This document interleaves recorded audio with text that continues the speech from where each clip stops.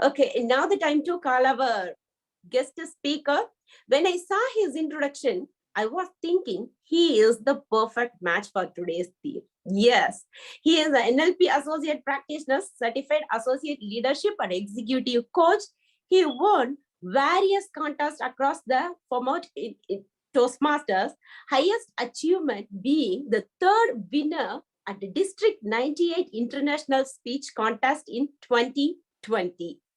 None other than our distinguished Toastmaster, Santosh Agala. Can you please all give a great applause for our guest speaker, distinguished Toastmaster, Santosh Agala. The stage is yours, sir.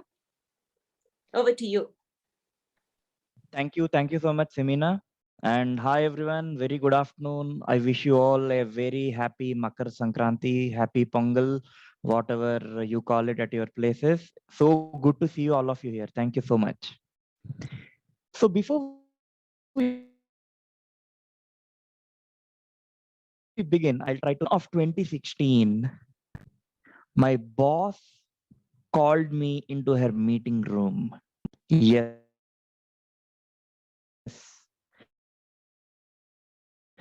We were offices. And as I entered her meeting room, she comes to me and roots in our team. You're supposed to lead them and you're supposed to make them independent so that they will become confident, competent, and comfortable with our project that we are dealing. To give you a small background of the project that we were working on, it was a legal application for our company, and that used to hold almost 2 to 3 lakh contracts that our organization had with all its customers and clients. And it means that it also has the financial information with respect to all those clients. And even a small glitch in that application meant that there will be a mismatch in the announcement of our quarterly results. Not just in hundreds, not just in thousands, not just in 10,000s, but in millions of dollars. So the stakes were really high. Adding to that, these three new recruits, they were neither proficient with the technical details of the application, nor they were proficient with the business part, the finance, and all the other things related to this application. And again, adding fuel to the existing fire, these three recruits were working out from Indore office, whereas I was working out of Mumbai office. And what is the distance between Indore and Mumbai? It is almost as distance is measured in time in India, it would take almost 10 hours to travel. And remote work was not even envisaged at that point of time by any leader or any organization in not just in India, but in the entire world. So I had a challenge before me. I was supposed to lead them. I was supposed to make sure that they get independent and working on their own within a few months. And I will be moving or maybe promoted to a subsequent project going further. And after 18 months, precisely, these three individuals, they were working independently. I only had to review whatever they are doing maybe once in a month or once in every 15 days, and they were able to do all their duties on time. Now, ladies and gentlemen, let me ask you this question. Think carefully and type it out in the chat box. What leadership style I would have used predominantly in order to achieve this result? What leadership style, what dominant leadership style had I used in order to help these individuals become proficient with the application, with the project that we are working in? You can feel free to type out in the chat box. Altruistic. Thank you, Sridevi. You say it is altruistic leadership style. Coaching leadership style. Thank you. Yes, I have used coaching leadership style. Thank you, Manju. Thank you, dynamic leaders. Thank you, everyone. So I have used this coaching leadership style. Now, what is this coaching leadership style? Coaching leadership style is a leadership style wherein the leader coaches. That means the leader tries to develop skill sets and develop the team members so that with their increased set of skills, with their developments, they will be able to achieve the targets. So coaching leader is not targeting to achieve the output, but coaching leader is targeting to develop his or her team members. And that is what coaching leadership style is going to be about. Now, where does this come from? In the year of 2000, Daniel Goleman, a very popular psychologist and a journalist who have popularized the idea of emotional intelligence, have written an article in Harvard Business Review magazine, which is titled Leadership That Gets Results. And in this article, Daniel Goleman has mentioned 6 different leadership styles. And he specifically mentioned that coaching leadership style is going to be the way forward from now on. But there was a problem. The leaders at that point of time in the year of 2000 were not ready to take up this leadership style. They would say that if we in our busy schedules go out and try to develop a team and then let them give the results, we are not going to waste our time here. And why do you think they said like that? To understand this, we need to go back to 1913, wherein we need to meet this gentleman. We need to know about this gentleman named Henry Ford, the founder of Ford Motors. Now, what he has done, typically in order to manufacture a car, what used to happen until 1913s, 1910s was that individuals, for example, if I have to manufacture a car, what I would do, I'll get the front mirror, I'll get the rear mirror, I'll manufacture the tires, I'll manufacture the seats, I'll manufacture the engine at once, and then I'll try to engage everything, I'll try to fix everything together, and then I'll get a car. But what Henry Ford said is that instead of single person designing the all the parts of the car and all the equipment, everything, how about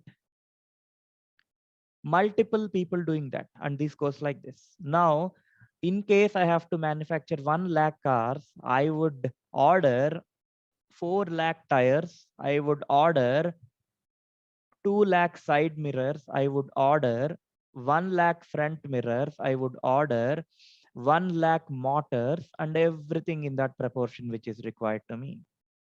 And once that is done, once all the parts are ready, I'll bring them to a warehouse, I will bring them to a manufacturing unit, and what I'll do, I'll put a conveyor belt. And on that conveyor belt, before that, all the workers will be standing, all the individuals who are there, all the employees would be standing there, and they will be actually engaging all these things, and the car is out. And doing so, Henry Ford believed that the manufacturing or the time to get out a car has increased drastically. And this is called as the assembly line technique. And this assembly line technique went on right from 1913 till early 2000s. And if you observe clearly here, if someone knows how to fit a motor, I would learn that skill and I would work on it for the next 40 years. There is no necessity for me to go ahead and say, I have to learn a new skill. And that is where coaching leadership style was not appealing to the leaders in the year of 2000, because that was the time when we were learning one skill and doing it for the lifetime. It was an approach which is master of one trade. But as we entered into 2000s, 2005, 2010s, this master of one skill approach changed from being master of one skill and bachelor of all the other skills. And today we need to learn everything in bits and pieces and one skill in depth. And that is the need. And this is where leader being a coach comes into picture. Leader being a coach is not just about developing an individual. It is the difference between a leader telling you go and do it and a leader telling, let's learn together. I'll help you out. Let us do it together. A coaching leadership style can bring change in the workplace. A coaching leadership style can change the work cultures. A coaching leadership style can bring life into our workplaces. Now, how do we use this and give life to our workplaces? I have this life for you, wherein L stands for listening. I stands for inquiry, which is questioning. F stands for feedback, which is very important for everyone. And finally, E, last but not the least, empathy, which is important. So let us try to see one after the other. Number one, listening. Listening is one of the most important skills a leader need to have. I still remember when I used to approach my boss or when my subordinates used to approach me, I would initially put my mobile phone aside. I'll ensure that it is on silent mode, and then I'll start interacting with them. And I'll ensure that I'm not just listening, I am actively listening, because there is a difference between just hearing and active listening. Hearing is done with the help of our senses, whereas active listening is done with the help of our mind. Active listening is done by using some gestures. It is a two-way communication, not a one-way communication. I'm listening, I'll nod my head either in agreement or in disagreement. I'll ensure that I'll paraphrase, that I'll speak whatever someone has spoken in a different version, that so that the other person understands it. And even at Toastmasters, we learn this beautiful art of active listening. Where do we learn that? Can you put it in the chat box?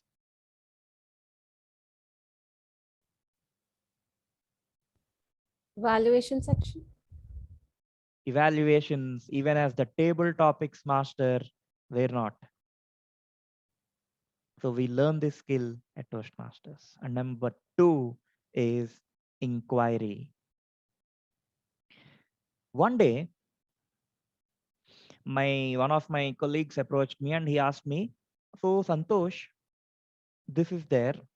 I have a query because we have units in our company, and on top of them, there are group units. So 4 group units, each unit having 4 units, each group unit having 4 units. So there are total 16 units and 4 group units on top of that. He asked me, how do we calculate the financial data, the financial return for a unit? I don't find that. I got a requirement to do that. I asked him, I did not tell him the answer, but I asked him, what did you do till now? He explained me something. And then again, I asked him, what do you think you can do or where do you think this has been done earlier? And then he said, yeah, this has been done at the group unit level. I said, okay, go and check what group unit people are doing and then get back to me. And the next day he comes to me and he tells me, okay, so group unit, they are calculating like that. So yeah, definitely we can calculate like this. And that is the beauty of inquiry style of leadership. A leader sitting in the shoes of a coach should help by asking questions. The greatest leader is someone who can ask greatest questions. And we have to ensure that we always ask open-ended questions, which will elicit detailed responses from others. We should not ask, we should refrain from asking why questions, because why questions will make the other person defensive, because it will, if I, for example, if I would have told that person, why are you not able to do it, he would have never got back to me. Probably he'll go to some other person. So try to avoid why questions. And with this, we have seen L for listening and I for inquiry, which is asking the right questions. And then the F, feedback. Feedback is the breakfast of champions. Dr. Marshall Goldsmith, world #1 leadership expert, once said, the greatest question any individual or a leader can ask is, where can I do better? And again, when it comes to feedback, Toastmasters is a beautiful platform wherein we show how do we give constructive feedback during our evaluation sections. We commend, then we recommend, and finally we commend once again, and we encourage the individual. It is about providing a positive reinforcement. And this is how feedback is useful for all of us. And finally, empathy, the last and the final E, empathy. Imagine that a small girl comes to me and she says me, oh my God, I'm having headache today. And I'll say, oh yeah, you have headache. Yeah, take care, take rest. Now this is case 1. And then case 2, imagine the same girl comes to me. She says, I'm having a lot of headache today. I'll say, yeah, I know how it is. Last month, I had a severe headache and I had to take rest for 2 days.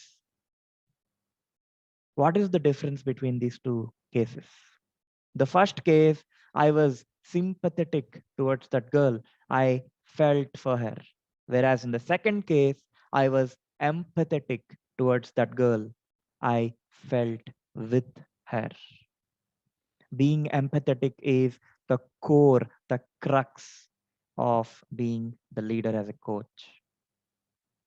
And in these tiring times, when all are facing health issues, the health pandemic that we are facing, being empathetic is very important in all the walks and all the times that we are in. So to conclude, L stands for listen, I stands for inquire, F for feedback, and finally E for be empathetic. And the same technique I have used when I was the club coach. I ensured that I asked them, what is your problem? And then I listened actively. I made sure that I empathized with the club executive committee, that the Toastmasters club that I have coached, for them to achieve their targets. I ensured that I was empathetic when someday one of the executive members came to me and said that we have an emergency. I said, okay, we'll postpone the meeting, but we are not going to cancel the meeting. And then I ensured that I provided feedback meeting after meeting. How can they take it to the next level? And then I inquired them as well. And in this way, we can use this life technique and we can fill coaching in our leadership styles. And as Daniel Goleman said, coaching leadership style is going to be the way forward, because Today, we are seeing a change of technological advancements, a change of process advancements, and a change of complete era from being a normal workforce-based economy to a knowledge economy. Organizations are repeatedly using agile coaches to make their leaders and teams agile.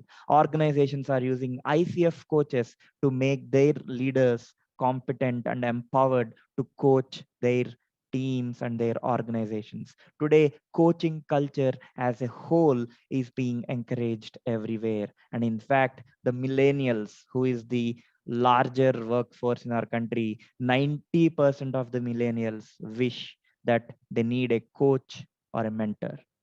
And this coaching leadership style, let me reiterate, is going to be the way forward, and is going to change the work culture from you do it to we will do it together. So while you start to learn the skills of leadership at either in Toastmasters or at your workplaces, you ensure that you prominently, dominantly use coaching leadership style as the way to go, and add to it maybe the altruistic style or maybe any other style. Use that blend with predominantly using coaching leadership style and go way forward. And that is how you will be a leader as a coach. Thank you so much. And I'm open for any questions that you have now.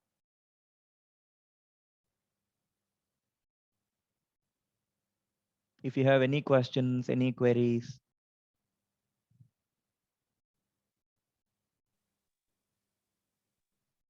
Wonderful inputs, Santosh. The question I have is not related to this session as such, but how did you prepare for that district competition? Okay. Probably others have question related to coaching that you can take that up, and this you can even answer offline. That's fine. Sure, I'll try to answer this offline. And even I'll say, I would like to say, even when I was preparing for the district contest, it is more about coaching. Sometimes it is about self-coaching, practicing, rehearsing my speech at various clubs, and then trying to rewind, review my videos, and then taking those improvement points, and then taking my speech script to people, taking my entire video to people and taking inputs from them. And those people acted as coaches and they listened to me.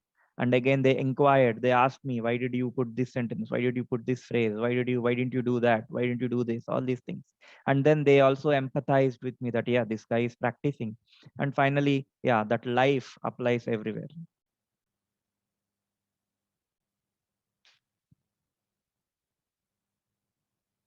Thank you so much. Thank you, Manja. So you have any other questions?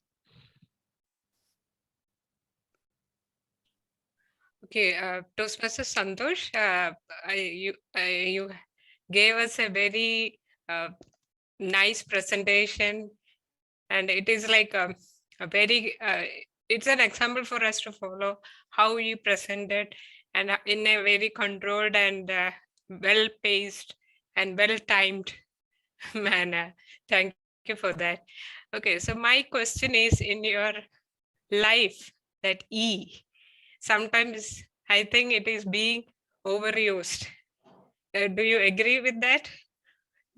That people are making excuses, just taking advantage of that empathy from, especially from the managers. How do you handle that? Sure, Snehalata, that is a very good question. Thank you so much for asking that, and thank you for all the compliments that you have given to me. So empathy, if, okay, there is a very thin line of difference that as leaders we have to draw. Imagine that someone comes with an excuse that I am not feeling well. This is a very cliche, common scenario that most of us face. And okay, a couple of times it is fine. A couple of, maybe 2 times, 3 times, and after a certain point of time, we will get something called as an intuition, right? This is where we need to use intuition. And maybe we'll start to have a small chart asking them, okay, what is going on? Are you really fine? So you don't ask that, are you really telling me the truth? No, we'll ask him or her. We need to ask them, what is the thing? Try to genuinely inquire what is happening with that person's family, what this, that, and then you will be able to identify whether that is truth or that is not the true thing. And then maybe you can take the next steps. Yes, and of course, you need to draw that line by using your intuition in single phase. Okay, thank you. Thank you.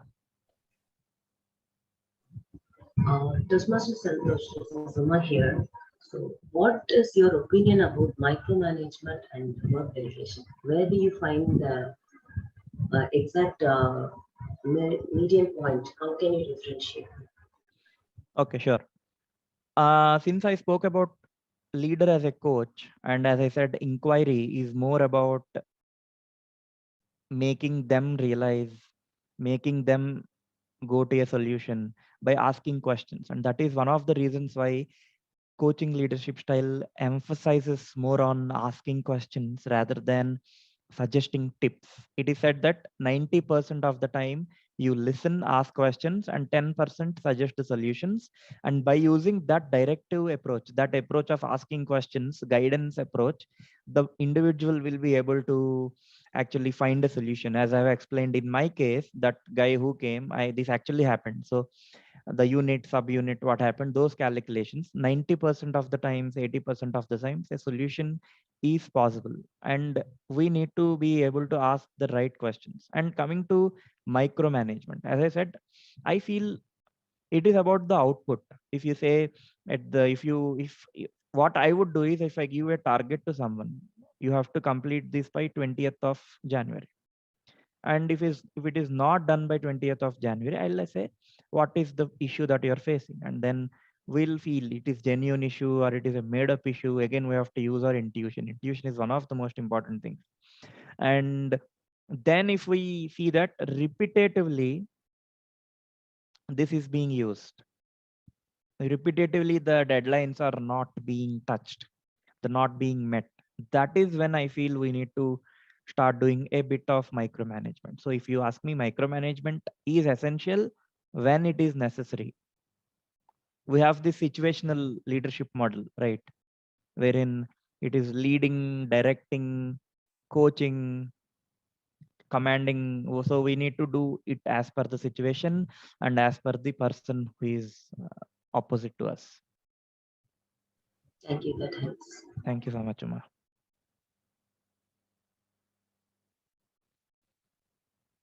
So if we have any questions, I can take one last question and then we'll Excuse me, close. Santosh, this is Perathu Selvi here. Hi, Perathu, how are you? Yeah, I'm fine, thank you. My question is, when you spoke about feedback, I do agree that it plays a major role to implement what we get and to improve ourselves. But at times what happens is we have a certain amount of confidence in us, in few ethics, what we follow. But when we get a feedback, which is completely opposite to that, how should we handle it? Either we should introspect or just ignore and move on. How should we take it forward? So you're asking it from the shoes of a team member, not from a leader, right? No, yes. Yeah, I got it. So feedback, it is very important that we evaluate the feedback, and we need to come to a decision. Is it a genuine feedback or is it not something that I can do? And that is why it is said that when we give feedback, we need to give it in a way that can be applied immediately. Now, if someone comes to me and tells me you have MTI, mother tongue influence, that is not something that I can help right now, today, or within next 2 months. It may take me 5 to 6 years to do that. So if someone gives me a feedback telling me you got mother tongue influence, I'll say, okay, fine. This is something that is out of my purview. That is something that I cannot help right away. But if someone tells me your phrase, the phrase that you have used there is not right, then yes, I'll definitely take it and I'll say thank you, I accept it, and next time I'll make a mental note of it. So we need to be able to evaluate the feedback. And one more thing is, we need to become what do I say? We need to become rigid towards feedback. We need to become thick-skinned towards feedback. That is what I feel, because after contesting for years, that is what I have learned, that I became thick-skinned towards feedback. If someone comes to me today and he or she will tell me, you have done that, this, that, I'll say, okay, fine. No, I'm, by becoming thick-skinned in a positive way, I'm not going to ignore that feedback, but at the same time, I'm not going to be disheartened because I got a positive or a negative feedback. I'll take it as it is. I'll try to filter it out. If I'll see I can learn something, I'll learn out of it. And if I cannot learn anything, then I'll say maybe park it aside as a long-term goal, convert into a long-term goal or a short-term goal, and I'll try to deal with it. I hope that answers. Yeah, thank you. Thanks a lot. Thank you so much, Toastmaster Bharathu, and thank you so much everyone for a great session and bring a great audience. I'll be around here and maybe we can network after this meeting and then have more conversations around these. And with that, thank you, and over to the Toastmaster of the day. Thank you for your wonderful session, distinguished Toastmaster Santosh Shagdala. That was a very clear, crisp,